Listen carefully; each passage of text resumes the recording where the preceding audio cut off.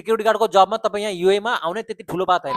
अरू तपाईँ आफ्नो इङ्ग्लिस ल्याङ्ग्वेज तपाईँको मन लागेन सिक्युरिटी गार्डको जबमा, अरू मैले भनिदिइहालेँ तपाईँलाई, कसलाई पनि फेल गर्दैन। तपाईँ कपाल काट्नु आउँछ, त्यो लास्टवाला क्वेसन चाहिँ तपाईँलाई एकदमै इम्पोर्टेन्ट।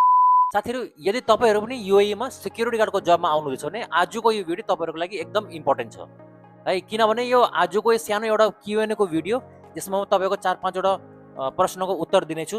र साथीहरू, अब हेर्नुहोस् है, जुनै पनि मेरो क्युएनएको भिडियो हुन्छ त्यसमा तपाईँहरूको जो प्रश्नको उत्तर म दिन्छु साथीहरू, त्यसमा मेरो तर्फबाट एउटा तपाईँहरूले मेसेज हुन्छ है, एउटा तपाईँलाई एउटा लेसन हुन्छ। त्यो मेसेजले तपाईँले बुझ्नु सक्नुपर्छ साथीहरू है। किनभने साथीहरू, म घरिघरि एउटै कुरा भन्छु, यहाँ आएर मात्रै पनि भएन सिक्युरिटी गार्डको जबमा। थुप्रै चिजहरू हुन्छ साथीहरू, जो तपाईँले पहिलादेखिकै अब मेन्टली प्रिपेयर भएर होइन, पहिलादेखिको तपाईँले अवेरनेस भएर तपाईँ जब यहाँ आउनुहुन्छ, मैले भनेको चिजहरू दिमागमा राखेर तपाईँहरूले यो सिक्युरिटी गार्डको जबमा तपाईँले एकदमै हेल्पफुल हुनेछ, तपाईँले एकदमै मद्दत गर्नेछ। र प्लस तपाईँहरूलाई सिक्युरिटी गार्डको जबमा यहाँ आएर तपाईँले आफ्नो करियर बनाउनुको लागि तपाईँले एकदम धेरै तपाईँले सपोर्ट गर्नेछ। र तपाईँले बुझेर र त्यसमा तपाईँले अमल गरेर एक्सन लिएर तपाईँले यहाँ आउनु भयो भने तपाईँले साथीहरू, तपाईँलाई सिक्युरिटी गार्डको जबमा तपाईँले एकदमै तपाईँले हेल्पफुल हुनेछ र तपाईँको एडभान्टेज हुनेछ यो कुराहरू। अरू साथीहरू, लास्टवाला क्वेसन चाहिँ तपाईँलाई एकदमै इम्पोर्टेन्ट छ तपाईँहरू। ल साथीहरू, त्यसो भए सुरु गरौँ आजको यो सानो एउटा क्युएनको भिडियो। मलाई फर्स्ट मेरो प्रश्न सोध्नु भएको छ, मलाई कमेन्ट गरेर कपिल सुनार दाइले है, त दाइले लेख्नु भएको छ, सर पिएचबिटी को एक्जाम कति सजिलो कतिको गाह्रो हुन्छ त्यहाँ आइसकेपछि है। त कपिल दाई हेर्नुहोस् है, पिएचबिटी को एक्जाम होस् कि सिराको एक्जाम होस् है, युएभरिमा यो दुइटै तपाईँको लाइसेन्स होल्डर छ, लाइसेन्स प्रोभाइडर छ। त त्यो एक्जाम चाहे त्यो सिराको होस् कि तपाईँको पिएचबिटीको होस्, तपाईँले एकदमै तपाईँ सुर्ता गर्नु पर्दैन, तपाईँले टेन्सन लिनु पर्दैन त्यसको है। एकदमै तपाईँले 5 दिनको टेस्ट हुन्छ, 5 दिनको एक्जाममा तपाईँको 3 दिन तपाईँले पढाउँछ मजाले है। अरू चौथो दिनमा तपाईँको या त तपाईँको फिजिकल हुन्छ या त फेरि तपाईँको रिटर्न तपाईँको एक्जाम हुन्छ। अब रिटर्नमा चाहिँ तपाईँको त्यो लेख्ने चाहिँ हुँदैन, मेरो टाइममा थिएन लेख्ने चाहिँ है। तपाईँको त्यो एउटा ट्याब्लेट दिन्छ तपाईँले, त्यो ट्याब्लेटमा तपाईँले अप्सनल टाइपको हुन्छ, त सबै तपाईँको पढ्दै तपाईँले त्यसमा टिक मार्क गर्ने खालके व्यवस्था हुन्छ ट्याबमा है। त त्यो लेख्ने चाहिँ तपाईँको खालि त्यो एउटा कि त 2टा प्रश्न हुन्छ, त्यसमा तपाईँको हल्का तपाईँको एउटा लङ टाइपको त्यो प्रश्न हुन्छ, त्यसमा लेख्नुपर्ने हुन्छ। बाँकी तपाईँको धेरै जस्तो तपाईँको एक्जाम टेस्ट तपाईँको ट्याबमा हुन्छ अप्सनल टाइपको, त त्यसमा तपाईँको अप्सन दिएको हुन्छ, एउटा प्रश्नको 4टा अप्सन, त्यसमा तपाईँले छाट्ने पर्ने हुन्छ। एकदमै तपाईँले टेन्सन लिनु पर्दैन, केही ठुलो बात होइन यो। तपाईँले यदि 5 दिनको एक्जाममा तपाईँले जे पढाएको छ है र त्यो तपाईँले लेख्नुको लागि दिन्छ, र त्यो तपाईँले लेखेर तपाईँले हल्का तपाईँले एउटा रिभिजन गरिदियो भने तपाईँको एकदमै एनफ, एकदम काफी हो। तपाईँले त्यो टेस्टको तपाईँको एकदम टेन्सन नलिनुहोस्। अरू तपाईँको फिजिकलमा चाहिँ के हुन्छ भने तपाईँको खालि अलिकति त्यस्तो एकदम हेभी वेट उठाएर भाग्नुपर्ने कुद्नुपर्ने त्यस्तो केही पनि हुँदैन है। खालि तपाईँले एउटा मतलब एउटा सर्कल टाइपमा यस्तो हुन्छ कि मतलब जहाँ एउटा हल्का एउटा लङ जम्प टाइपको हुन्छ र हल्का एउटा स्प्रिन्ट मार्ने पर्ने हुन्छ है, र हल्का एउटा दुई मतलब सिडी टाइपको हुन्छ, त्यो सिडीमा तपाईँले कुदेर त्यो पार गरेर फेरि त्यो सिडीमा तपाईँको वापस त्यही बाटोमा तपाईँले त्यो आफ्नो स्टार्टिङ पोइन्टमा पुग्नुपर्ने हुन्छ। त्यसमा केही तपाईँले टेन्सन लिनु पर्दैन है दाइ। त एकदमै तपाईँको पिएचबिटीको टेस्ट होस् कि तपाईँको सिराको टेस्ट हो, एकदम तपाईँले हल्का मेमोरी पावर तपाईँको राम्रो छ भने र हल्का तपाईँको अलिकति फोकस तपाईँको छ भने एकदमै तपाईँले आरामले गर्न सक्नुहुन्छ। र दोस्रो बात, तपाईँको टेस्टमा तपाईँले कसलाई पनि फेल गर्दैन, त्यसको अब टेन्सन नलिनुहोस् तपाईँ। किनभने तपाईँको पिएचबिटी यहाँ सिक्युरिटी गार्डको त्यसमा तपाईँको युएमा तपाईँले आउनुभन्दा अगाडि तपाईँको कन्ट्रीमा तपाईँको चाहे अब त्यो नेपाल होस् कि इन्डिया होस्, त्यसमा तपाईँको इन्टरभ्यू तिनीहरूले लिन्छ।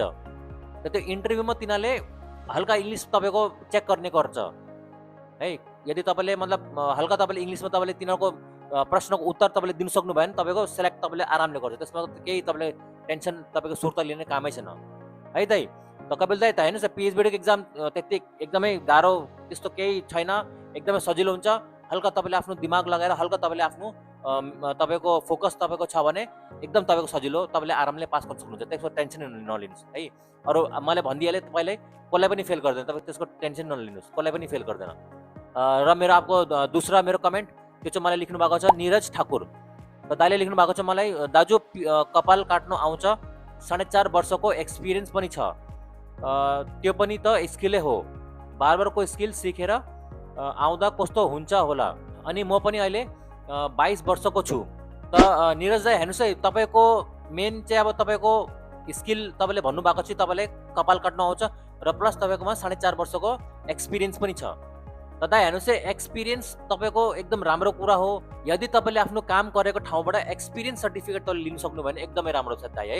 4.5 वर्ष कम्ती मामुली बात होइन।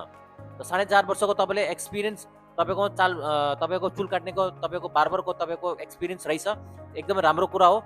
तर अझ एउटा कुरा चाहिँ के निरज भाइ, तपाईँले मलाई लेख्नु भएको छैन, तपाईँले मलाई मेन्सन गर्नु भएको छैन कि तपाईँले कुन प्रोफेसनमा तपाईँले आउनु खोज्नु भएको, तपाईँले कुन जबको लागि तपाईँले मलाई सोध्नु भएको। सिक्युरिटी गार्डको जबको बारेमा तपाईँले सोध्नु भएको कि मतलब बार्बरको त्यसमा बार्बरको मतलब काम, बार्बरको जबको लागि तपाईँले सोध्नु भएको है निरज दा भाइ। यदि तपाईँले बार्बरको लागि तपाईँले सोध्नु भएको भने चाहिँ त्यसको अब लाइन त्यसको अर्कै छ है। म चाहिँ अब सिक्युरिटी गार्डको भए सिक्युरिटी गार्डको बारेमा तपाईँले सोध्नु भएको भने चाहिँ दाइ सिक्युरिटी गार्डको जबमा आएर तपाईँले बाल काट्नु या फेरि चुल काट्नु चाहिँ त्यो चाहिँ मिलिँदैन है। सिक्युरिटी गार्डको जबमा तपाईँले तपाईँको 12 घन्टा त तपाईँको ड्युटीमै जान्छ है। 1 घन्टा आउनु 1 घन्टा जानु, अझै टाढो छ भने त 1.5 घन्टा लाग्छ तपाईँको आउनु जानु मात्रै। त 3 घन्टा त तपाईँको ट्राभलिङमै लाग्यो।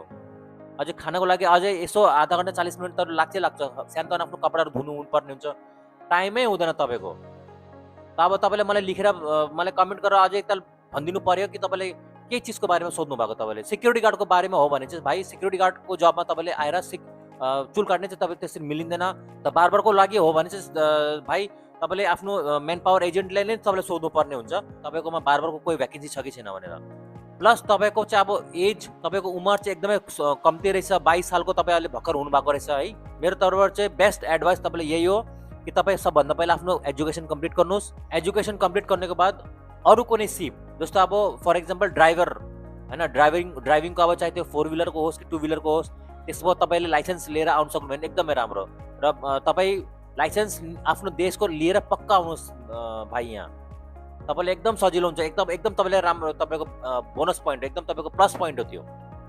हुनसक्छ, सम्भव छ कि तपाईँले अब सिक्युरिटी गार्डको जबमा आएर तपाईँले सिक्युरिटी गार्ड तपाईँलाई त्यति खास लागेन होइन, तपाईँको मतलब तपाईँको मन लागेन सिक्युरिटी गार्डको जबमा। अब तपाईँले आफ्नो 1 साल कम्प्लिट गर्नुभयो या फिर 2 साल कम्प्लिट गर्नुभयो, त्यसको बाद तपाईँले यहाँ छोड्छु भन्दाखेरि अब तपाईँकोमा अर्को इन्कम सोर्सेस पनि त हुनु पर्यो होइन। त अर्को इन्कम सोर्सेस हुनुको लागि तपाईँको सिप पनि त हुनु पर्यो। र त्यो यदि तपाईँको सिप छ भने साथीहरू तपाईँले आफ्नो जब यहाँ आएर तपाईँले मतलब समय अलिकति लगाएर 1 साल 2 सालको बाद तपाईँले स्विच गर्दा हुन्छ। त त्यो कुरा चाहिँ तपाईँले अलिकति बुझ्नु सक्नु पर्यो। त अब स्किलमा अब खालि चुल काट्ने मात्रै होइन, बार्बरको मात्रै होइन, तपाईँ ड्राइभिङहरू लाइसेन्स लिएर आउनुहोस्, आफ्नो एजुकेसन सर्टिफिकेटहरू कति त तपाईँकोमा छ त्यो सब लिएर आउनुहोस्। अब कम्प्युटरको फिल्डमा अब एआईको पुरा मतलब एआईसँग रिलेटेड जति पनि एप्लिकेसनहरू छ, जति पनि तपाईँको प्रोग्रामहरू छ त्यो सिकेर आउनुहोस्, त्यसको सर्टिफिकेट लिएर आउनुहोस्। अरू तपाईँ आफ्नो इङ्ग्लिस ल्याङ्ग्वेज एकदम तपाईँको राम्रो अपग्रेड गरेर आउनुहोस्। इङ्ग्लिस ल्याङ्ग्वेज तपाईँको राम्रो छ भने जता पनि तपाईँ जानुहोस् यहाँ तपाईँले इज्जत पाउनुहुन्छ। इङ्ग्लिस तपाईँको एकदम हाई डिमान्ड छ, एकदम भारी इङ्ग्लिस ल्याङ्ग्वेजको डिमान्ड छ यहाँ, ठिक छ। अरबिक ल्याङ्ग्वेज भयो, त्यो अरबिक ल्याङ्ग्वेज पनि तपाईँले सिक्यो भने एकदम राम्रो हो, तपाईँको कम्पनीमा तपाईँले यहाँ लिने गर्छ छिट्टै। त यो कुरा तपाईँ एकदम ध्यान राख्नुहोस्। तपाईँको एज अहिले एकदमै कम्ती छ, तपाईँ एकदम हतार नगर्नुहोस् निरज भाइ। आफ्नो स्किलमा डेभलप गर्ने तपाईँको टाइम लगाउनुहोस्, स्किल फुल भएर आउनुहोस् है। आफूले आफ्नो इङ्ग्लिस ल्याङ्ग्वेजले डेभलप गरेर आउनुहोस्, अपग्रेड गरेर आउनुहोस् है निरज भाइ। त मेरो तर्फबाट बेस्ट मेरो एडभाइस यही हो भाइ। त अलिकति तपाईँको समय छ भने तपाईँ अलिक समय आफ्नोमाथि इन्भेस्ट गर्नुहोस्, एकदम अपग्रेड स्किलफुल भएर आउनुहोस् यहाँ दाइ है। ल अब मेरो तीसरा कमेन्ट त्यो चाहिँ मैले लेख्नु भएको छ वसल तामाङ। त वसल तामाङ दाइले सोध्नु भएको छ कि स्पार्क सिक्युरिटीको बारेमा अलिकति भनिदिनु, ब्रदर सिरामा कस्तो छ र पिएचबिडीमा कस्तो छ। त वसल तामाङ दाइ हेर्नुहोस्, तपाईँले अब स्पार्क सिक्युरिटीको बारेमा तपाईँले सोध्नु भएको छ। सिक्युरिटी गार्डको अब फिल्डमा तपाईँको स्पार्क सिक्युरिटी गार्डको कम्पनी त्यो चाहिँ तपाईँको एकदमै राम्रो कम्पनी हो। जति मेरो नलेज छ, जति मेरो यहाँ सर्कलमा जति मैले सोधेको छु, स्पार्क सिक्युरिटी कम्पनी एकदमै राम्रो कम्पनी हो। अरू तपाईँ गुगलमा सर्च गर्नुहोस्, तपाईँको 3 र 4 नम्बरमा स्पार्क सिक्युरिटी गार्ड को कम्पनी आउँछ है। अरू स्पार्क सिक्युरिटी गार्डको एउटा राम्रो पोइन्ट चाहिँ के छ भन्दाखेरि तपाईँको पिएचबिडीको कम्पनी हो यो, पिएचबिडी लाइसेन्स होल्डर हो यो स्पार्क कम्पनी भन्ने। र यसमा तपाईँको राम्रो एउटा बेनिफिट चाहिँ के छ भन्दा यसको स्यालेरी चाहिँ एकदम राम्रो छ। स्यालेरी अब 3259सम्म तपाईँले यहाँ तपाईँले सिक्युरिटी गार्डको जबमा तपाईँले पाउन सक्नुहुन्छ। स्पार्क अगर यदि तपाईँ स्पार्क कम्पनीमा आउनुभयो भने त स्पार्क कम्पनी दाइ एकदम राम्रो कम्पनी छ, एकदम रेप्युटेड, एकदमै यहाँ ब्रान्डेड कम्पनी हो स्पार्क कम्पनी। राम्रो यहाँ यसको लोकेसन र प्लस थुप्रै यसको कन्ट्र्याक्टहरू यहाँ मतलब भनेको मतलब राम्रो मार्केट छ।